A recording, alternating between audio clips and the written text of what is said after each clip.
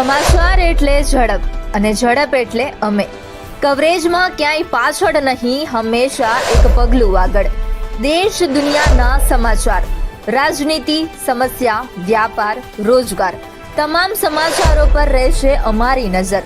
ગુજરાતની દરેક ઘટના તમારા ફોનમાં સૌપ્રથમ માત્ર V18 ન્યૂઝ પર.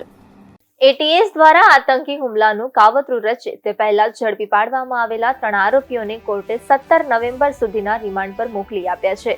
એટીએસે આ કેસમાં ઝડપાયેલા આરોપીઓ આઝાદ સુલેમાન અને મોહમ્મદ સુહેલ સહિતના અન્ય આરોપીને ગાંધીનગર જિલ્લા કોર્ટ સમક્ષ રજૂ કર્યા હતા.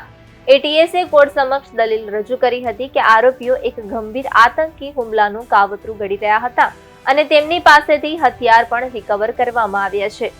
આ ગંભીર કેસમાં ઊંડાણપૂર્વક તપાસ કરવા અને તેમના સમગ્ર નેટવર્કનો પર્દાફાશ કરવા માટે આરોપીઓના મહત્તમ દિવસના રિમાન્ડની માંગણી કરવામાં આવી હતી.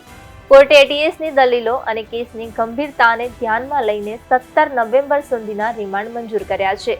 એટીએસની આ કાર્યવાહી દેશ અને રાજ્ય પર તોડાઈ રહેલા એક મોટા આતંકી હુમલાને નિષ્ફળ બનાવવામાં સફળ રહી છે.